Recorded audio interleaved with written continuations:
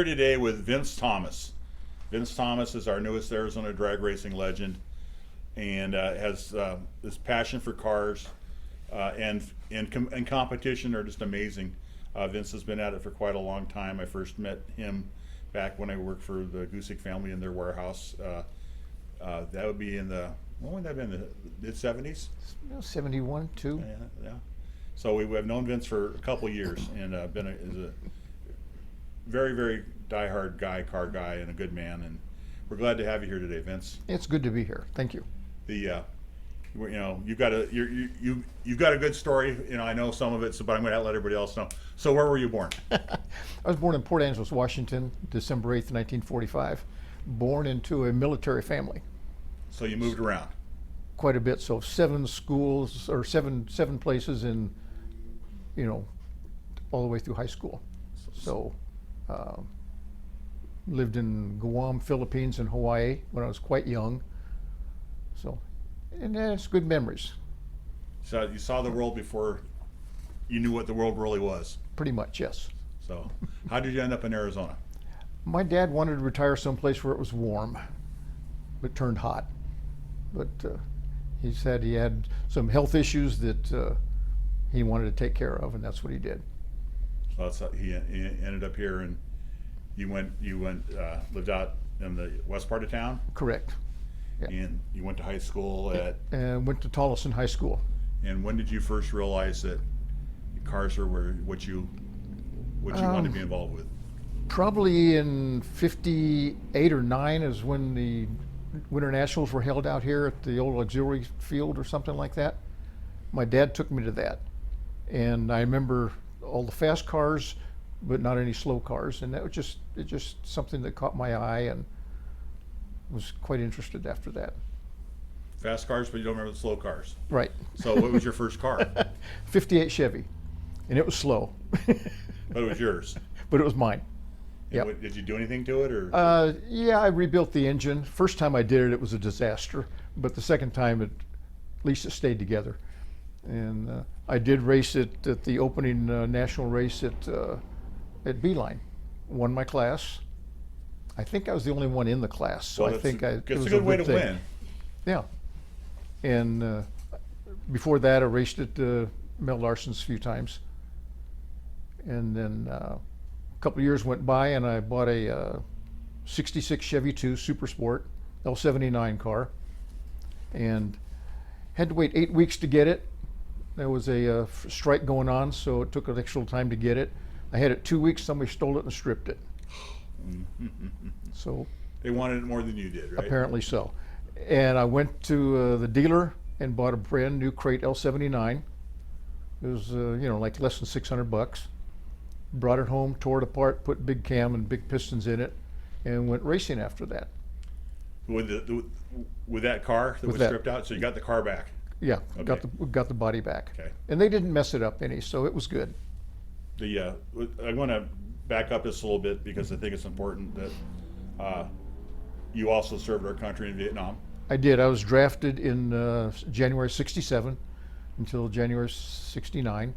I served a year in Vietnam, summer '67 to summer '68, in the middle of the Tet Offensive. I was in the 25th Infantry. I was fortunate and came out unscathed. I was in the hospital a couple of times, but that was with malaria and viral encephalitis. Jungle stuff. Yes. Had some jungle rot along the way too. Jungle rot, but you Yeah. you did it. We're really appreciative that you made it back, and when many of our great young people Well, thank didn't you. come back. But thank you so much for your service, and it's truly it's amazing. I mean, I first met you was cruising on Central. I knew you from working, but I actually got to know you better with the Central Cruise stuff, and you and our friend Tom Turley would tell Vietnam stories, and I go, Yeah, oh, good old man. Tom, yes. Yeah. And it's like you're always calm under fire, though. I mean, everything I've ever seen you seem to remain pretty calm. Where can't imagine what it would have been like to have been there when somebody's shooting at you, and Well, I certainly wouldn't wish it on anybody else. Right, absolutely. Well, thank you again. And your service is greatly appreciated. The welcome back. Thank you. The you got your Nova back. I did. And I raced it quite a bit before I went in the service, and when I got back out, I found another body, a two-door sedan body, so I swapped all the gear over to that, and it ran the same class, and that's when I made a car that I didn't race to, or drive to the track, and I raced it. Oh gosh, I think I raced it up till '74, and it was. No, I sold the Chevy to the Super Sport in '74. My last trip down the racetrack was in '79. My son was born in '78, so I had to quit racing. Couldn't afford both. The family plan. Exactly. So the race car was called? Yep. What was the name of it?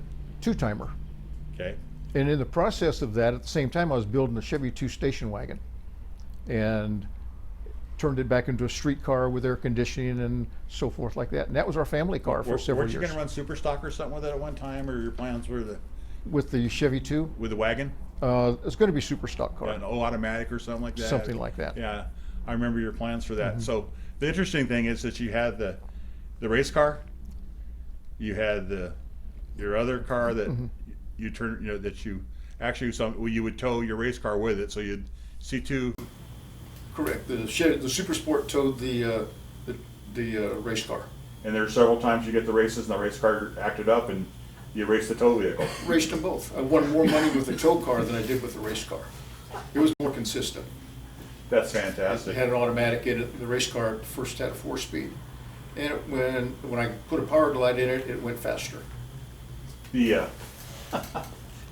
it went faster, or you just shifted a lot better. Well, it got faster. Okay. You had the cars, and you were a fixture out at definitely at Phoenix Driveway for a lot of years, and you went to Green Valley, I think, with the car, Went twice there. and you went to Tucson. Tucson a few times. Winslow. Lyons maybe, I think. So you definitely you got to take it around and show people. And, A little bit, but not as much as I'd like to have. right. Well, It costs money. speed costs money. How fast you want to go. That's what every Exactly. boy used to say. Carlsbad, went to Carlsbad. You went through the phase. Kids arrive, but I also remember you had left working for the warehouse, and you went to work for, was it Meekum you went to? Yeah, I went to work with Dennis Meekum at DKM.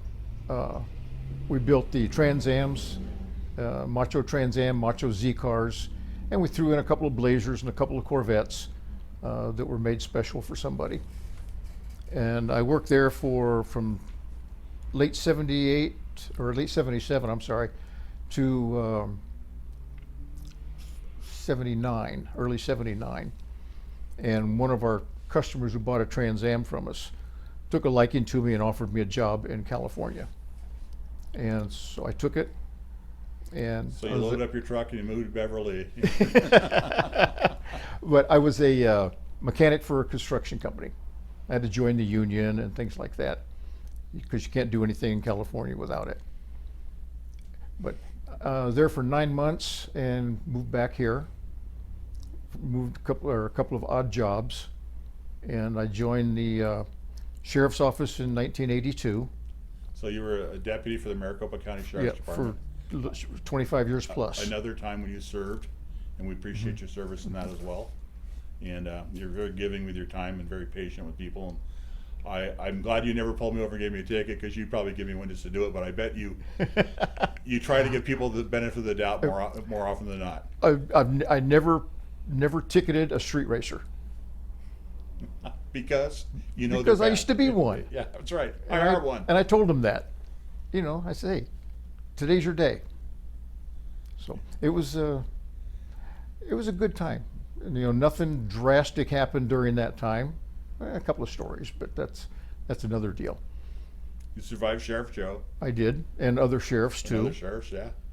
But along the way you went through that was pretty, at times probably, could be a little bit political, but once again, you're a very patient person, and you had a goal in mind, and you went through that. So, And that one I retired in '07. but you're still competitive I by am. nature. So, I'm gonna let you tell the story about what do you do now for Okay. fun? I raced BMX bicycles. I watched my son do it. He started when he was 15. And I would yell at him because he stopped pedaling and so forth. And my wife says, if you don't think you do so, better get your fat butt out there. So, and I already had a bike lined up. I was just waiting for her to tell me, go ahead and do it. So the next week or so, I started racing. And I've been doing it for over 30 years. And And by doing the math, you're, how old are you now? 78. And so, there's not many people out there older than you. Is there anybody older than you doing anymore? There's supposed to be one other maybe in Southern California. He's also 78. I don't know how much longer or how much older or younger. I don't know. But with that, I mean, nobody said we're smart by doing this. You know, I had broken some bones and a couple concussions maybe along the way.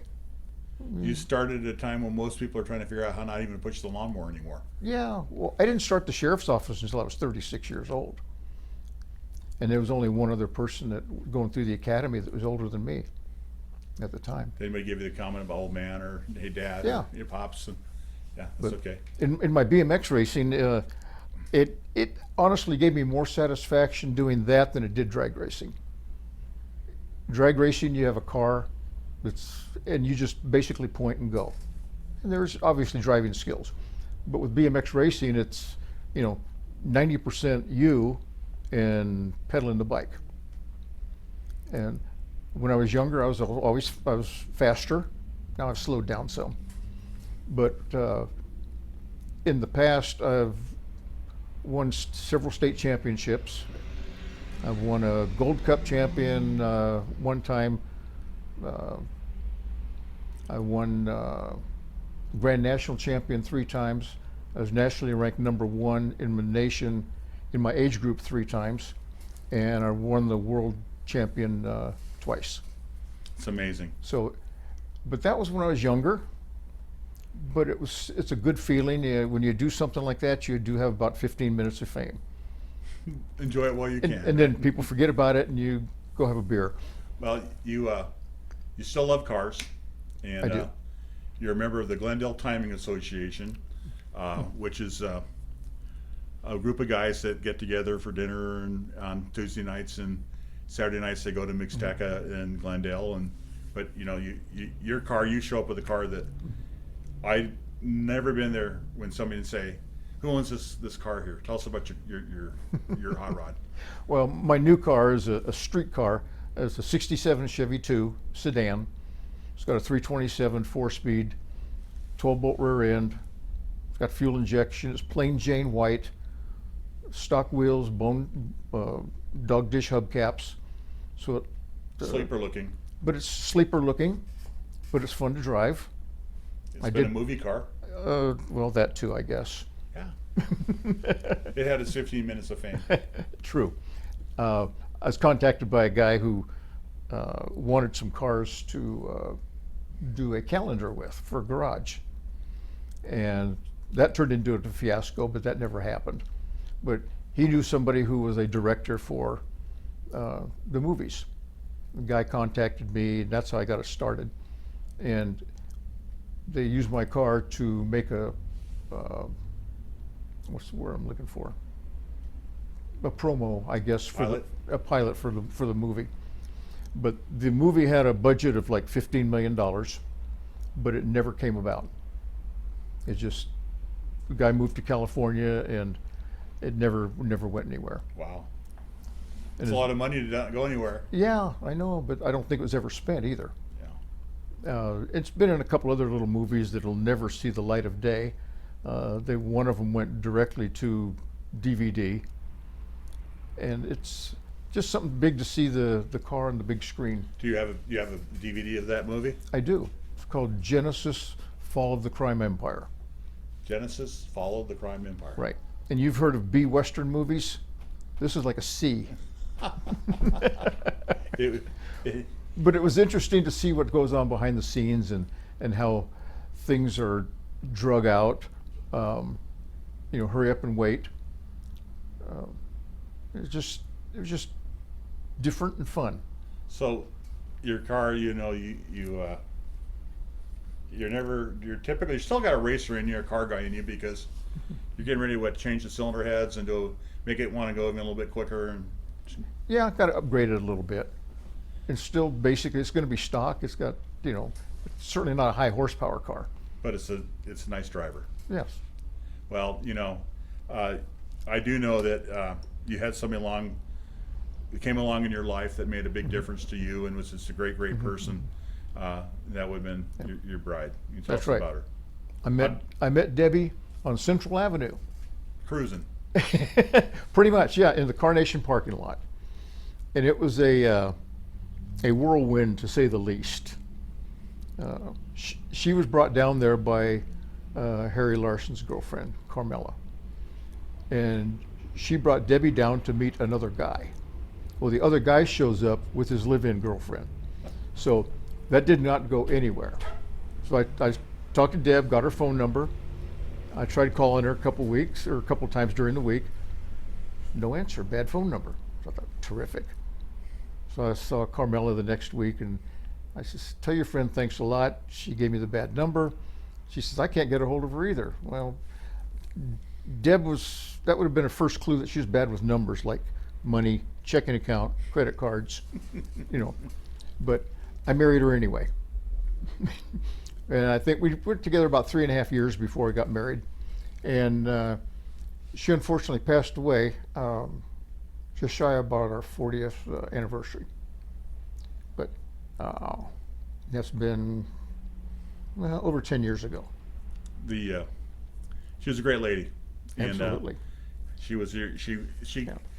she was your equilibrium. She was like there for you, and she was a great person. And she changed me a lot. yeah, well, She did. yeah, amen to that. We've all had the right person, come along and help us with that. So you have a couple kids together. I do. Yeah, we've got Katie and Justin.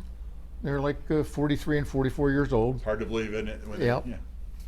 And my daughter works in the medical field, and my son works at, where'd he go now? Manufacturing or something, right? Well, he was. Okay. They closed down. They did some changes, and they laid off a bunch of people. But he just started last week on installing the hoods and maintaining the hoods over stoves in restaurants. Oh, cool. Good, but it's mechanical, and he's a pretty smart guy. And he's done it before, so he's starting out on a job that he already has some experience. You got grandkids? I do. I have 3. They're all in high school. 1 senior, 1 junior, and 1 sophomore. Something to be proud of. So, Well, yeah. and they're all good kids. You and Debbie did a great job of populating the world with good people. Yeah. And when I met my wife, I was unemployed. So whenever we went on a date, we had to go Dutch Treat. And she was a hairdresser. She just started that. So she did hair for about 30 years. And then she decided she wanted to do something else. So she became a flight attendant for Southwest. Got to see the world. And that was great because I could fly for free and sleep with a flight attendant. It did not get any better than that. Did you ever fly with her on her flights? A couple of times, yeah. We went back to New York and went to the Trade Center after they went down, and they had a special platform where law enforcement and airline people could go, which is a lot closer than what the general public could at go. Sea Ground Zero, yeah. Yeah. Definitely a sombering time. That must have been something to be there. I saw it after they got the fountain built, where looks like it goes into the abyss there. Yeah, I've been there after Yeah, that too. yeah, it was it was something, but it definitely makes you stop and think of those times and what we're able to go through as a country, and we actually kind of brought And- everybody close together for a while, which I think we wish we could have that today. Man, my wife had just graduated from her training 1 month before 9/11, and she happened to be home. They stationed her in Chicago, so she would come home for a day and a half, and then go back to Chicago and go to work. And she happened to be home, and when that happened, and I took the day off to be with her, and so she really thought about hard of not going back to work. So. Well, I says, well, the decision's yours, but we need the money. what are you gonna do? Not to put it on you, but yeah, Yeah. You we know, can't continue to go Dutch Street. right. And she's glad she did go because she loved the job. Well, I could see she's very much a people person. Yeah. Somebody was really I was honored to have known, and you know, Vince, you've been, you know, you've been very helpful to a lot of people. You know, you love cars, you love people. You're an influence to me when I was younger. I appreciate everything that, you know, you believe it or not, you were, and I appreciate the fact that, you know, you are who you are, and but your love for cars and racing, and you know, I know you worked with the sheriff department for a little bit. You'd work out at Firebird, for, you know, as security out there, and so you got to be around it, still hear the noise, and True. laugh at the people turning billions into millions, you know. But you know, it's a sport, it's a disease. You can't, you know, always just flush out of your system. Vince, we really appreciate you being here today. Thank you, my friend. Thank you. You're truly an Arizona drag racing legend. Thank you. Appreciate it.